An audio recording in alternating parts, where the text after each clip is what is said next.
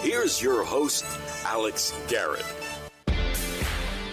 All right, well, I think I'm about to throw an endorsement into the ring for Comptroller. And by the way, running for Comptroller in my neighborhood is David Weprin. But, I'm tired of the establishment, and I'm tired of the career politicians. So who do I turn to? Someone who's a real outsider, but he's an entrepreneur. He's a veteran. We met him at the Memorial Day ceremony at the Intrepid. Zach Iscol. I think we were, it's fated we met. So thanks for joining us. And you are running for Comptroller in the Democratic primary, which, by the way, starts today with early voting. I am. And Alex, thank you so much for having me on. It was so great to meet you aboard the Intrepid on Memorial Day. I'm a huge fan, and it means so much to have you having me on the show. Thank you. Well, I listened to you at the debate on Wednesday night. For those who missed it, it was on radio, it was on streaming, and I thought, man, he's getting, he gets it. He's someone that is in the streets, literally. He's out there working hard, right, Zach? So let's tell us about your story and why you're running for Comptroller. Yeah. So first off, thanks for watching the debates. I wish everybody watched the debate. We've had two debates so far this past week. One was WABC radio. It is up on YouTube. And then CBS scheduled a mayoral debate at the same time that New York One was doing the Comptroller's debate. So I do hope people tune in and watch those debates. So my story, my family's always served this city in one capacity or another. My grandfather worked for the Department of Sanitation. My mom taught at PS 145 in Harlem and was one of the only white public school teachers to support her black students and colleagues during the 1968 teacher strike, which was a sort of infamous teacher strike in the late 1960s around segregation. And I've been a public servant now for 2 decades. My public service started in the Marine Corps. I led troops during some of the heaviest combat of the Iraq War.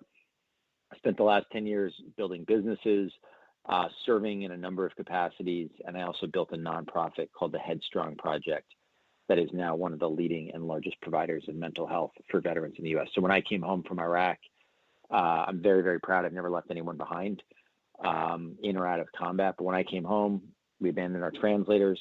I fought to help bring them over here. I began to lose more of my Marines to suicide than I did in combat. I built a nonprofit called the Headstrong Project that's now one of the leading providers of mental health in the United States. We take care of 800 to 1,000 veterans every week. And most recently, I served as a deputy director at Javits Medical Center. I went there at the height of COVID as a volunteer. A few days later, became the deputy director, helping turn Javits into one of the only successful COVID field hospitals in the country. But the reason I'm running is fairly simple. Like yourself, I am frustrated. We live in a city that spends more than the next 15 or 20 largest U.S. cities combined. It's an almost $30 billion a year increase from when de Blasio first took office. $30 billion could have made public transportation free, made public transportation accessible. It could have gotten universal broadband. We could have gotten smaller class sizes instead of larger. We could have ended homelessness. Instead, we have more homeless. I mean, it seems like everywhere you look, this city has the resources to be doing better for the people that live here, and yet those resources aren't going where they're needed. And I'm running for Comptroller because the job of Comptroller is to make sure that doesn't happen anymore and to make sure the city's doing its job. All right, so you're going up against some titans. Let me just list them. City Council Speaker Corey Johnson. We've got Michelle Caruso Cabrera. I mean, there are some titans. So how do you stand out? How do you want to stand out to the voting public right now? Yeah, so I think, a lot of times people ask you, like, are you progressive? Are you moderate? I think of myself in my own lane. The majority of voters for Comptroller are undecided. I happen to think actually most voters, even in the mayoral race, are also undecided or loosely tied to two candidates. And so for us, it's about making the case that I have the broad leadership and management abilities, that this is a job that is not a legislative job. It's a manager's job. I think I'm the only one in the field that's managed anything of the size and scope of the Comptroller's office, but also the vision for the office, which is essentially making sure the city is doing its job and also using the office. So we think of it as one of the big powers of the Comptroller's office is auditing city agencies. And I have a vision of taking that audit function into the 21st century. of, instead of just auditing a specific agency, really looking at what the problem is the city's trying to solve, and then auditing the city's response to that. We know most of the problems that the city's facing are deeply interconnected. You name the issue, whether it's homelessness, right? That's about housing as much as it is about jobs, about mental health, about a host of other issues. And Zach, on the housing front, let's say someone falsifies records for NYC. Does the Comptroller's office not allow that to happen? Like, can you guys have a say on what records get sent, for verification and whatnot as part of the auditing process? Yeah.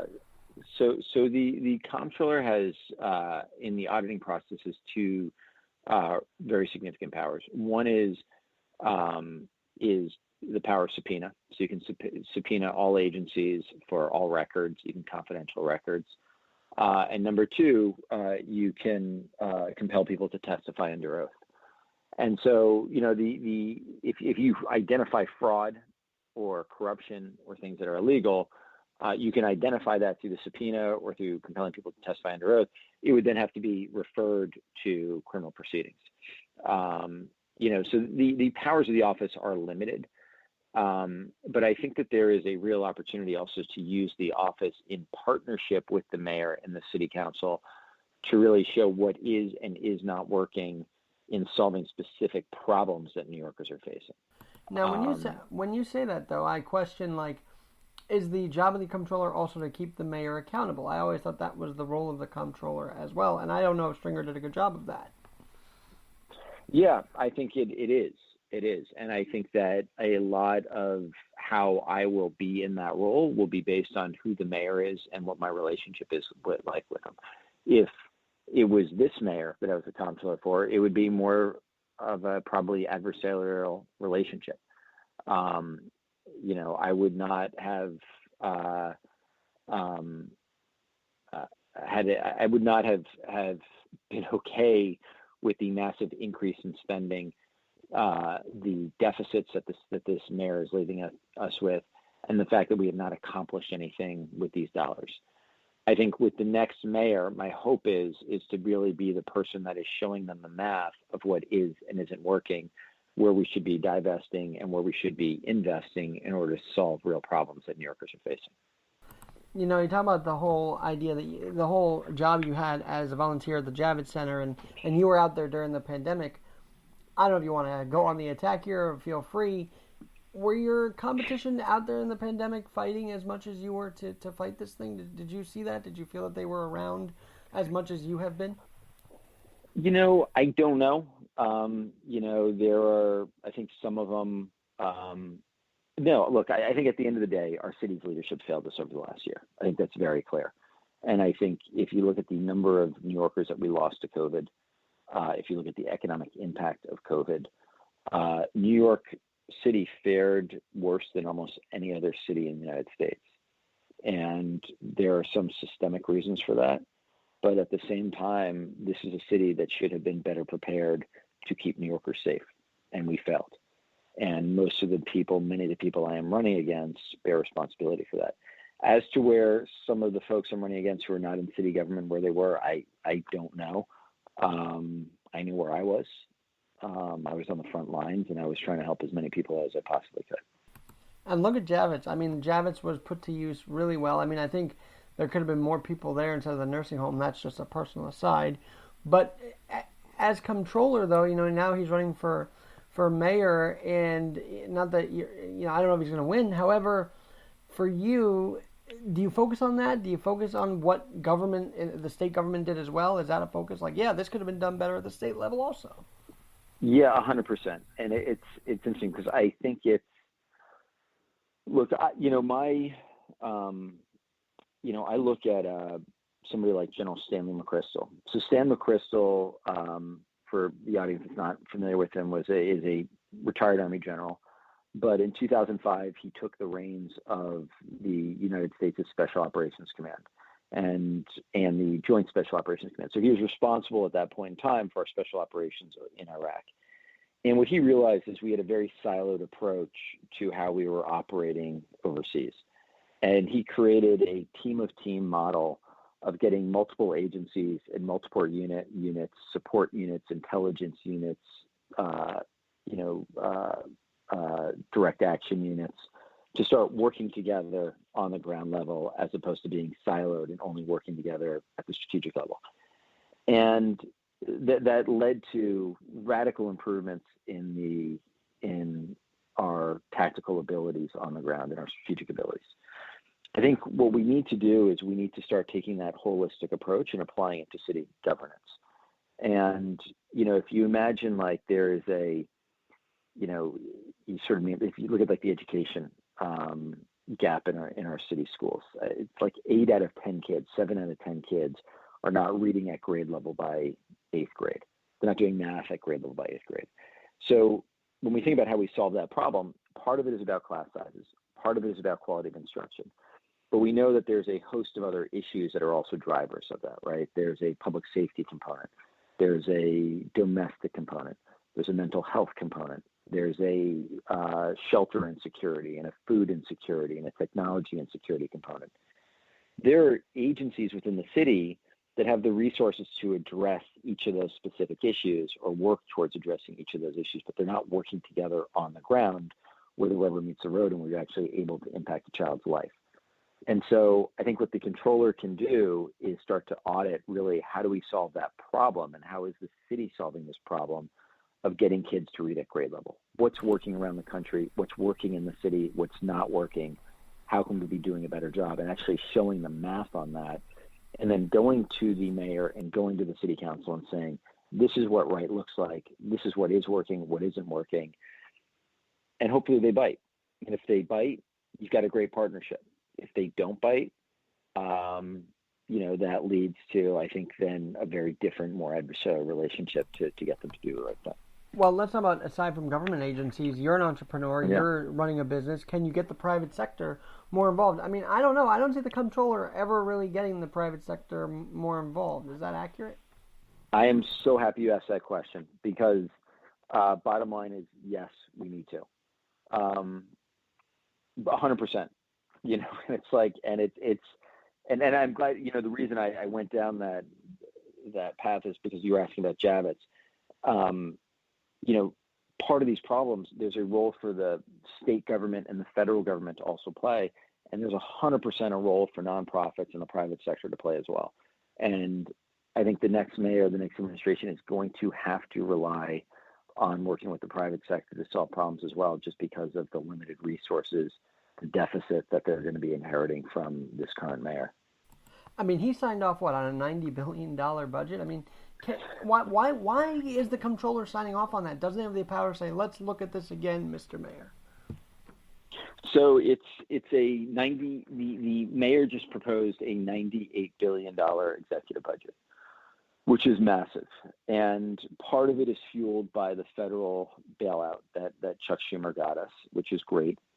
But the problem is what the city is doing is spending money in a way that actually increases the city's deficit, because once those funds run out, they have invested those funds in programs that require continued funding.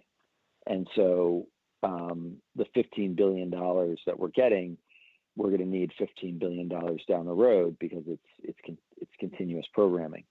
And we don't know where they're going to get that. So the next mayor is inheriting a $15 billion deficit over the first 3 years of the administration. And that assumes that we get 400,000 people back to work. It assumes that tax revenues from real estate remain stable. They're not. They're down over $1 billion. It assumes we find $1 billion in undisclosed labor savings in the city workforce. It assumes that tax revenues from Wall Street bonuses remain stable. Those are all very rosy projections. And so it is going to be very painful. It's likely going to have to result in cuts to city services that will impact the most vulnerable, and possibly tax increases, not just on the wealthy, but on the middle class, because we have to find $5 billion additional dollars a year to solve that budget deficit. And I don't know where else it's going to come from. As you're mentioning about coming back to work, personally, I think the vaccine is needed, but at the same time, I think they're focusing on that so much that they're forgetting to tell people to come back. So as you're running this, are you encouraging people? Yes, you can come back to the city. We're getting there. We've got to make such an effort to get people back to the city and back into the office. There was a study that was just done by the Partnership for New York City that estimated after Labor Day, about 60% of New York office workers will return to the office, 60%, and that the majority of them will only return 3 days out of the week. So if you have 60% of people returning to the office 60% of the time, that means you've got almost a 2/3 reduction in travel back to the office on a weekly basis. That is catastrophic, right? Because that means subway ridership is down. That affects the MTA solvency. That means there's fewer people going to local businesses in Midtown or in sort of office areas. That affects local economies. That affects the boroughs, right, where a lot of people rely on jobs in Manhattan. People own businesses that rely on that. And so sorry, my kids just got home. It's all good. It's all good. Look, this is what you're doing. You're being a dad. No, this is perfect. So I actually asked your team, Are you on the campaign trail? And I think that trail from home says everything about you, that you're still willing to be the family man while you're running. I think that needs to be stated right now. By the way, your dog is barking mad, and I like that. Yeah, the dogs, we have 3 rescue dogs who got very excited that the kids are coming home. And I will say, I'm glad you brought that up. One of the things I always try and point out is, there's probably, I think, maybe 800 or 1,000 people running for office in the city right now, because there's, 37 out of 51 open city council seats. You've got a new mayor, new controller, borough presidents, different DA races, judges. And it's hard running for office. It's a lot of work, but we often don't talk about the impact it has on families, and that there are a lot of, spouses and kids who are supporting candidates around the city, and it's hard. And I'm very fortunate that my wife has really stepped up to the plate. I do my best to help out in the mornings. I do my best to get home and do story time at night. How old are the kids, if you don't mind me asking? Yeah, so I've got a 15-year-old stepdaughter who's perfect, and then we've got 3 little ones, a 7-year-old, a almost 6-year-old, and a 2-year-old. And the problem with the 3 younger ones is they're not as perfect as my 15-year-old stepdaughter, and there's only one variable, which is my genes. So we'll see how they turn out. I think my wife's genes is more than making up for it, but they're still all really good kids. All right. Well, a lot of people are on the campaign trail, so let's shift to how your business is going, because I know you probably personally were affected by COVID in your business, and yet you're still running it. You're still running for Comptroller. No, I actually sold my businesses last fall. As I made the decision to run for office. So I decided, I've been in business and nonprofits now for almost a decade. And even before COVID, I was sort of thinking that it was sort of time for the next chapter of my life. And, I sort of added a bookend on it and sold my businesses last fall as I, was deciding to run for office. And then, I knew that I was taking on some risk that, if I didn't win, but I think at the same time I am looking to serve New York and New Yorkers in some capacity, win or lose. And so if I win, it'll be in the office. If I don't win, I will find another way of serving this city. Well, you definitely seem connected, but I know your goal is to win this, or you wouldn't be running. So this debate on Wednesday night, though, I've got to say, started to become a sort of a match. And this is the thing about debates that maybe you can chime in on here. Well, why do they become so contested instead of dealing with the issues? Like, why does it have to always be a show, Zach? I love that question. I think it's because that's what people pay attention to, unfortunately. I tried to make this point. There was 2 candidates that were going at it on the stage, and that's where all the attention is, and they get more time, and that's the way the game is played. And, there are those of us that are trying to focus on the issues, trying to talk about policies, trying to talk about things of substance. And, I think we are a victim of our politics. We have a political system where things become very fractured. And politicians have a lot to gain by fighting with each other because it draws attention to them.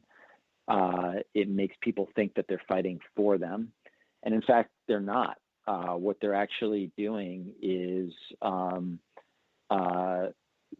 generating support, but they're not actually accomplishing anything that helps anybody.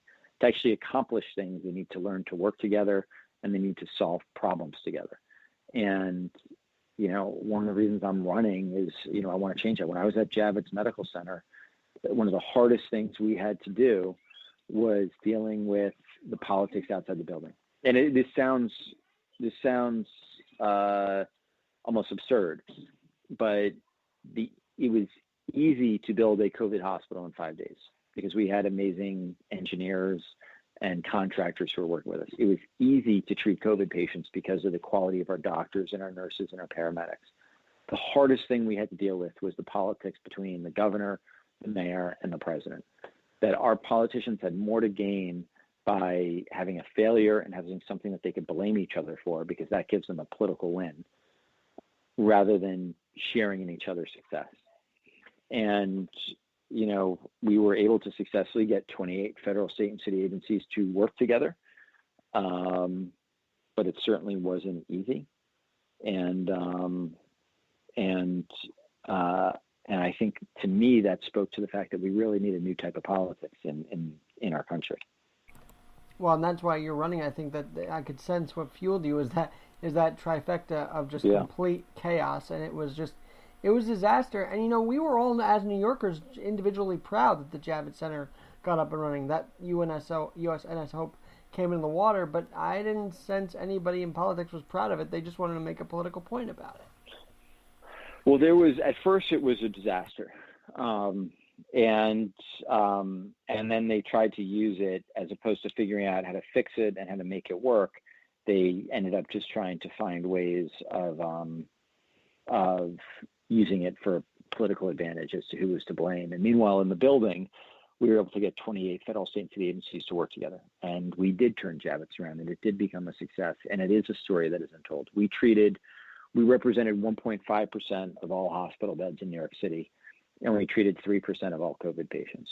And we treated a lot of people. I mean, there was, at our height, we had 550 patients, I think there, maybe around 500.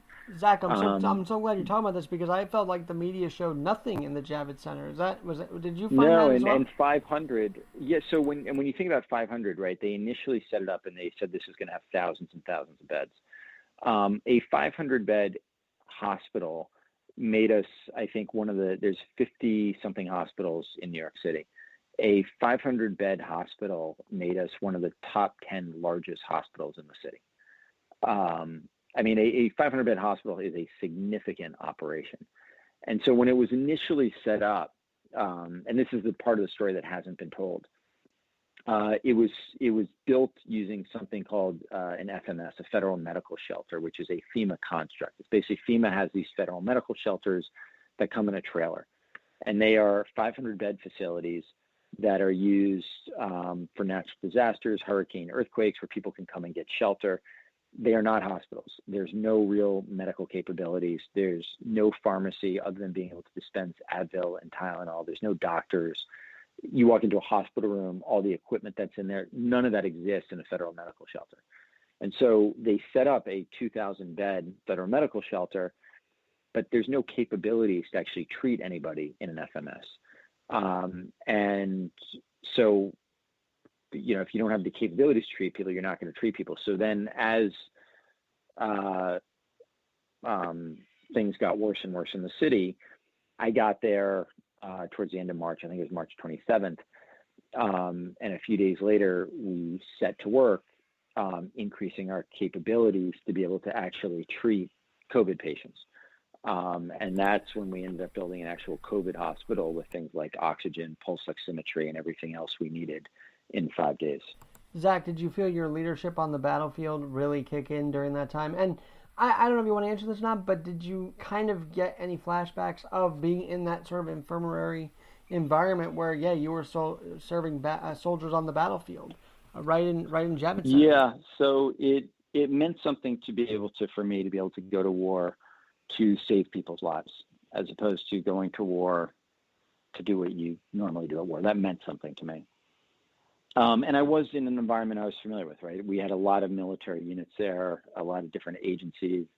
I am familiar in working in that type of environment, so I felt very much at home in that sense. And also, this is my city that was being affected, so it was deeply personal. But it did feel like every day for me, it was such an honor to walk into that building every day. It was such an honor to work with people who, to be honest, like you think about what the world was like in April and May of last year in terms of COVID.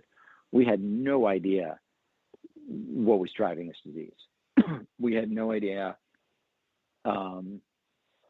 There's very little that we knew about it, and you're working with people who are putting their lives on the line every day in a highly infectious environment to care for other people. And to be a small part of that, to have worked with that caliber of people. There was even an amazing nurse there, Army Lieutenant Colonel named Leslie Curtis, who became very friendly with, and she actually was deployed to Fallujah the same time as I was in 2004, taking care of many of my Marines. So she was part of the medical unit that was taking care of our wounded out of Fallujah. And here she was 15, 16 years later, taking care of New Yorkers, and so it was, that part of it was pretty remarkable. Well, you just said, and that's incredible. And I want you to say one more time that you were glad to go to war to save someone, because that statement in itself should win you the primary, to be honest with you, because you were at war fighting this battle that many of your opponents may not have been. Yeah, I mean that is literally. I mean, look, it was not lost to me that every day I was going to war to help save people's lives, and not what we generally go to war for. And I think for a lot of us that were in that building who had been deployed, over the wars of the last decade, 2 decades, that meant something. Did it also mean that politics wasn't in the building? Because from what I heard, when someone got their vaccination there, they said it was like family. It was like everybody was bonding together to fight this virus. Did you find that when it was a COVID hospital as well? For sure. I mean, well, let me say, there were definitely some politics in the building, especially between the city and the state and even the federal government in those agencies. But at the end of the day, what I think the leadership in that building tried to convey to everybody every day was, let's try and ignore the politics outside the building, and let's just focus on what can we do today to help as many New Yorkers as possible. Forget the politics. Just what can we do today to help as many New Yorkers as possible? That's setting up a high volume oxygen intake. Is that, fixing the way that we're working with local hospitals to try and make it easier for them to send people here. Let's just focus on that. Zach, you just mentioned a few minutes ago you're a New York City resident. So to not get caught up in what's going on in the mayoral race with the whole resident thing, can we be sure that you are a resident of New York City? Can we get that out of the way right now? Yes, I'm a resident of New York City. My wife is a resident of New York City. I don't have a girlfriend that lives in New Jersey. I am not, which I think is what happened with Eric Adams. I think his partner is in New Jersey. I haven't really been honestly following the story that closely, but I am a resident of New York City. I live downtown with my wife, our 4 kids, our 3 rescue dogs. We're all here. ZachIscol.com, ZachIscol.com. We'll be back with more with Comptroller candidate Zach Iscol after this.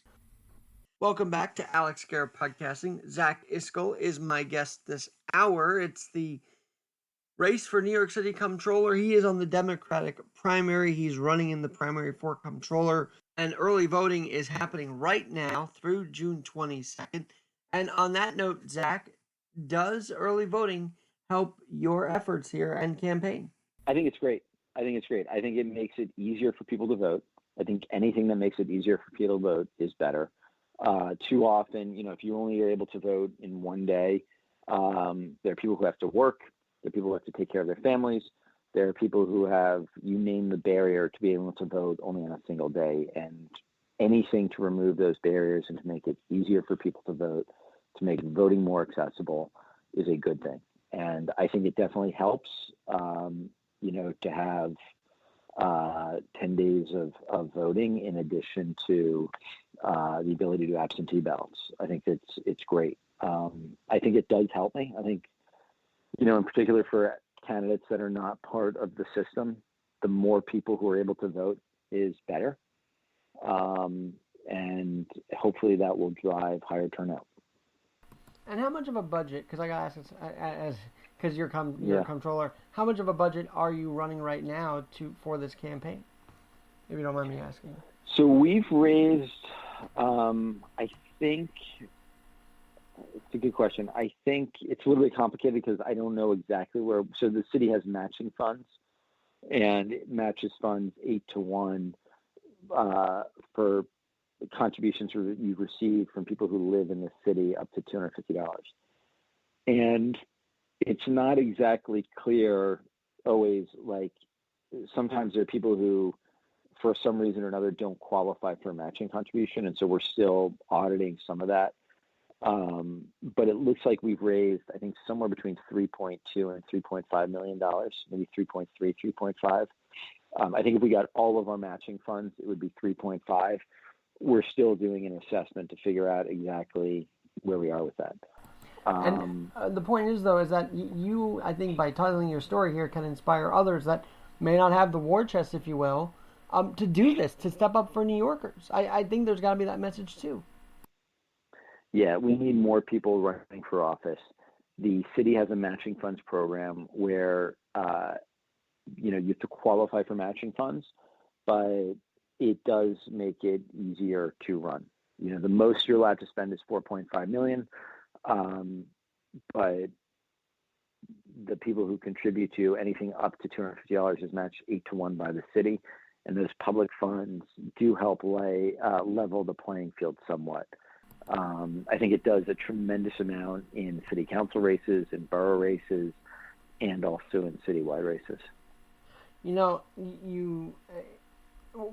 do you think you've been able to attract that many people to your campaign? Because Zach Iscol, who is he? Some people might ask that, but I've started to get to know you more. But how are you able to attract even that amount of people to help you out here? That's pretty impressive, to be honest. Yeah.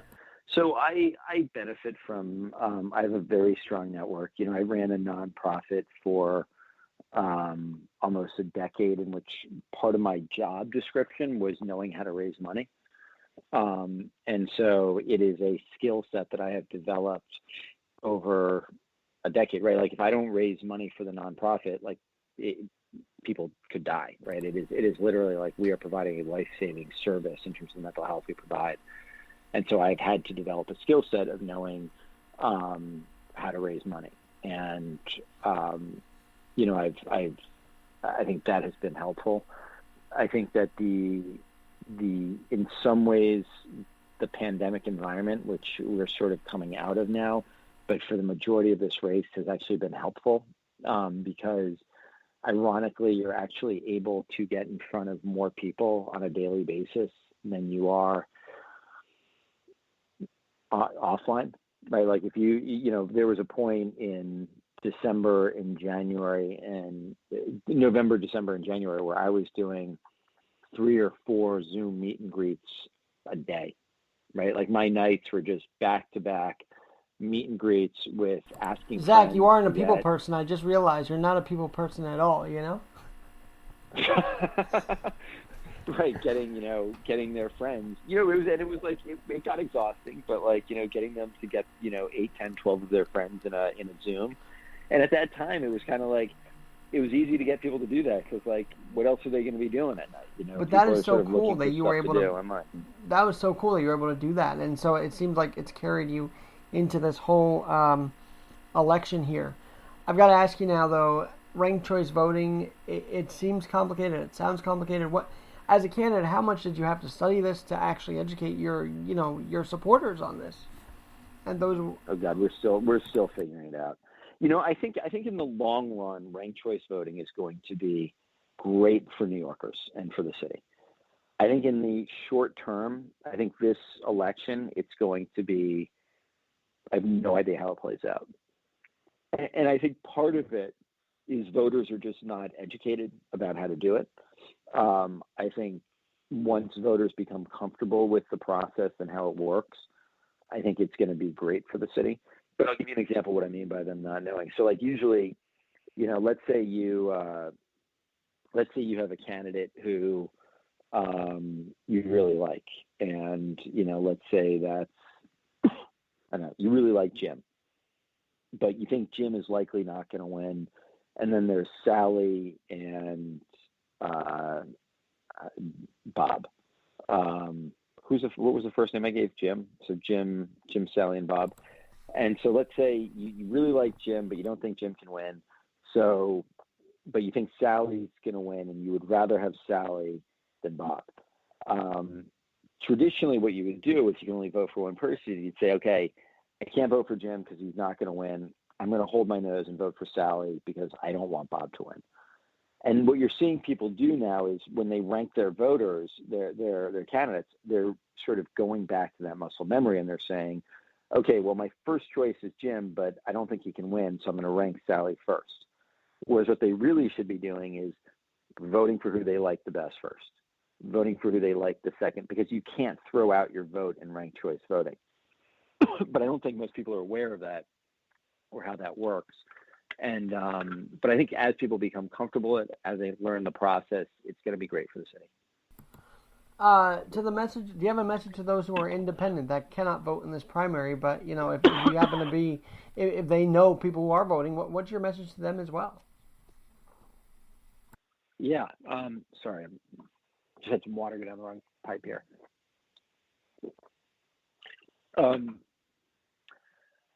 It's a good question. I mean, I think I am a believer that the city needs to make it easier for everybody to vote.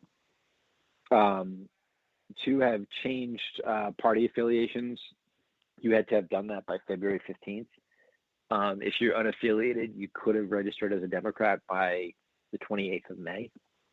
I think there's something like, I don't know the exact numbers, but I think it maybe even be 48 out of 50 states have some version of something approaching open primaries, same-day registration, or enabling people to register much closer to the primary as a party member. We need to do that. We need to make it easier for everybody to vote. We need to ensure that independent voters and Republicans are able to have a greater say, because as you know, this Democratic primary will likely determine almost 99% certainty who the next leadership of the city will be. And I don't think that's particularly healthy. And so I think that we do need to move to a system where we make voting in primaries more accessible. I 100% agree there. I'm actually an independent, and I like it that way, even though it kind of excludes me. I'm still like, well, I guess there's another way I could do it through the podcast. That's what we're doing here. But being a Democrat now, it's kind of interesting because some people in the city don't like the Democrat leadership. And so how do you stand out from sort of the party head, from the party leadership, and from the party that they seem to be, the impression of the party, if you will? How do you stand away, distance yourself from that impression? Yeah, I think I sympathize with people who are, who have issues with either party. What I would say is, in terms of my candidacy, I am somebody that really wants to focus on solving specific problems. And I think one of the interesting things when you're running in a city like New York is you realize, New Yorkers fundamentally agree on the problems that need to be solved. Like, there's no New Yorker that believes we should have worse schools or more crime or more homelessness or fewer jobs or worse public transportation, right? Like, New Yorkers fundamentally agree that these are problems that need to be solved. And I am somebody that wants to focus on how we solve specific problems as opposed to the politics. And I think that, I would hope that would make me a candidate that is appealing to all New Yorkers. Wow, that's pretty powerful because I like the whole let's appeal to New Yorkers. We don't hear that enough, to be very honest with you. Or if we do, it doesn't seem as genuine as what you're saying here now. Now, being comptroller, I might have asked you this earlier, but did you look at Stringer's performance, or did you go into this thinking about The Office, not so much the predecessor of The Office? Yeah, so I went into this sort of thinking a little bit about the possibilities of The Office. That this was an office that really you have a team of 800 accountants, lawyers, engineers, whose job is to look under the hood of the city and figure out what is and isn't working. And to me, as somebody who's focused on problems, like that was really interesting. That was kind of exciting, like as sort of nerdy as that sounds, like being able to go and like say like, okay, we want to solve homelessness. Like there's 55 cities that have ended veterans homelessness. There's another 15 that have ended homelessness. What's working in the city and what's not working? Okay, the shelter system isn't working because we're paying shelter providers based on the number of beds filled, not based on the number of people that've gotten out of homelessness. But there's this home-based program that's been very effective at keeping people in their homes or getting people into jobs, right? And so really like dissecting these problems and finding what is and isn't working, and then building the relationships around the city to invest in what's working and divest from what's not working. That to me is really interesting and exciting, and that's like what a great job that is. Sounds like a puzzle piece you got to do. Sounds like you got to fit the pieces here. Yeah, it's exactly what it's like. It's like solving these really interesting, complicated problems, but that are solvable. And when I looked at, I think Stringer has there's been some things he's done well, some things he hasn't. One of the big criticisms of Stringer is I think he's only I think like last year he only found $32 million in savings across the city on a $93 billion budget. But I think if you are not tying dollars to outcomes, if you're not really sort of looking at what the return on investment is, it's impossible to find savings, right? Like, how do you know what you're saving money on or what you're wasting money on if you're not actually able to identify what is and isn't working and how a dollar is actually solving the problem? And so I think the whole approach is fundamentally broken with how we look at these things. He's done a good job with some of his audits. But I certainly don't think he's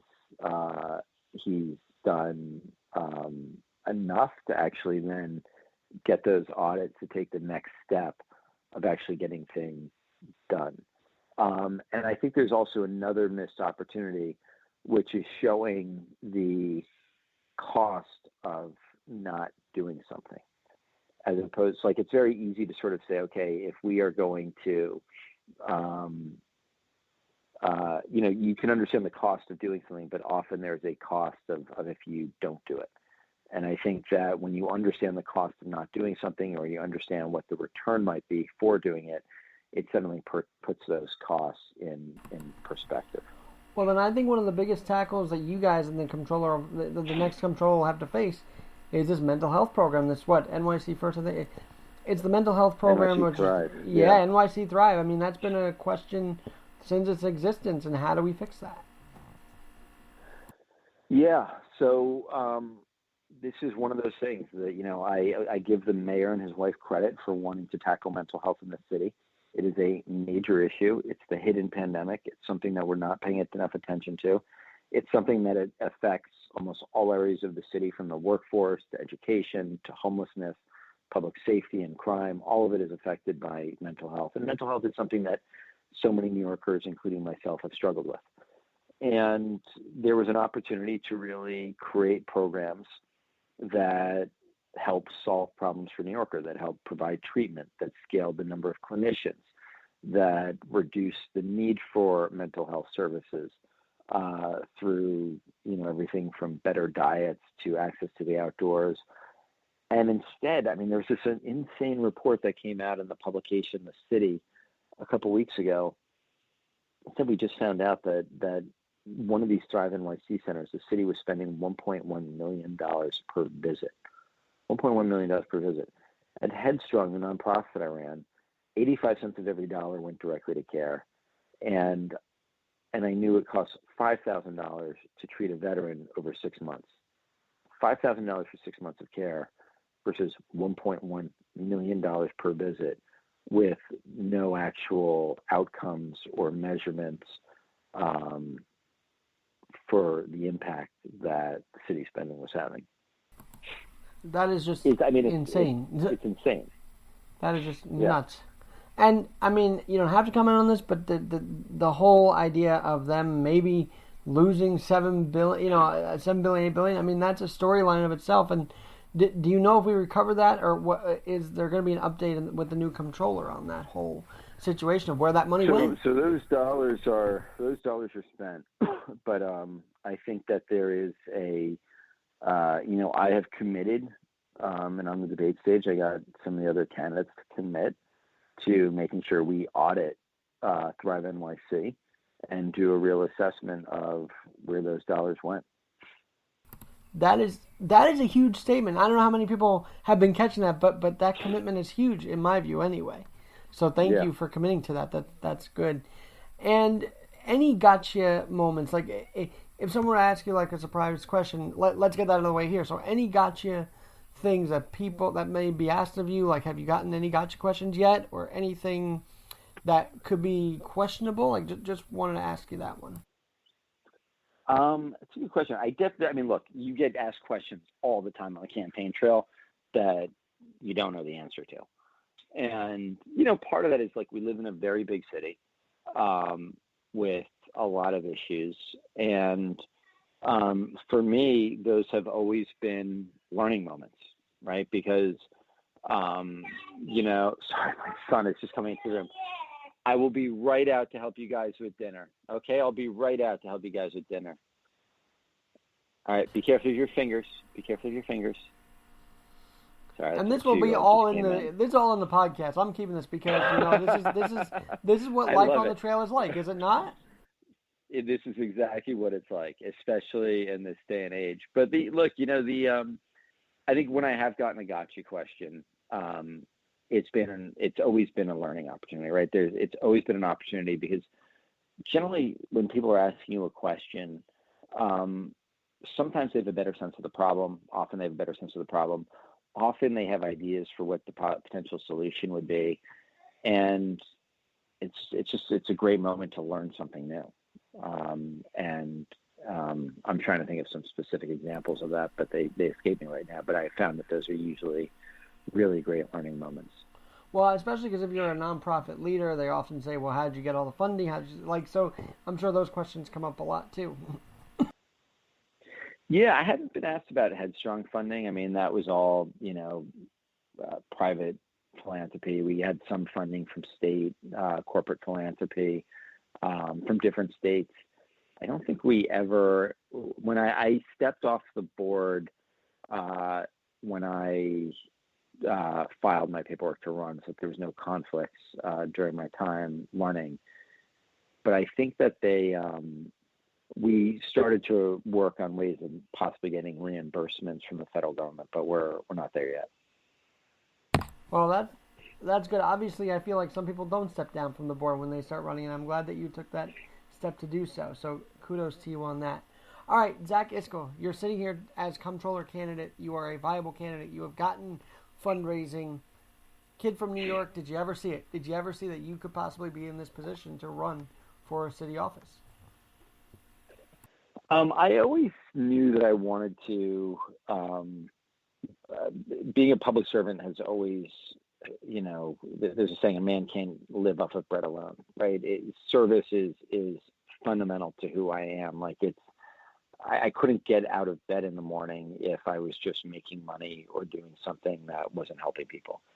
Running for city office, I think it's sort of it's significant, running for a citywide office in a city as big as New York City, and it definitely, there's a lot of conversations between me and my wife and our family over the last year, but I think, it became very obvious to me over this last year, especially after my time at Javits, that the city needs better leadership. And so it made the decision pretty clear. And we were both around Mayor de Blasio at Memorial Day, so what was your thought seeing him up there? Like, I don't know if you want to react to it, but it was interesting to see him up there and be in his presence amidst this time right now. I think, look, I think de Blasio, Mayor de Blasio is I think he's a very personable, nice guy. I don't think he was the leader that the city needed in this moment. I think that he is a summer mayor, not a winter mayor. And we need an all-seasons mayor. Yes, we need an all-seasons mayor. But I think we had a mayor who, when things got very, very tough over the last year, the city's leadership seemed to kind of evaporate, and they were not leading us the way we needed to be led through some of these very difficult moments. And I think, unfortunately, while we are making our way through this pandemic, while people are vaccinated, while the city is opening up, there are some very real structural issues within the city that this administration is leaving us with, the $15 billion deficit over the first 3 years, some other very significant issues with city government that are going to make the next few years potentially very, very painful for the city. And Zach, I think that's why we need someone like you at the Comptroller helm. So how do we get in touch with you? How do we donate? How do we support? What's the website? Give us everything. Yeah. So big thing right now is getting out the vote. Early voting started today. Last day to vote is June 22nd. If you want to volunteer or support the campaign, you can find us at zachiscol.com or Zach, Z-A-C-H, .nyc. Zach Iscol is ZACHISCOL.com. So either one takes you to the same place, Zach.nyc, ZACH.nyc, or zachiscol.com. And would love for people to sign up, help us phone bank, help us text bank, tell your friends. Most important thing is also getting out there and voting. Vote for Zach Iscol on the second line on the Comptroller ballot. But that is the big thing we're focused on over the next 10 days. Now, is there a chance your name could be on the ballot in November? Just even if the primary doesn't go, can you be on the ballot in November? Is that how ranked choice is going, or do you not know that format? There's ways, but if I don't win the primary, I think that is very, very unlikely unless something extraordinary happened, right? Unless there was a significant case of something of something illegal happening or fraud or corruption. Short of anything like that happening, I don't see me being on the ballot in November if I don't win the primary.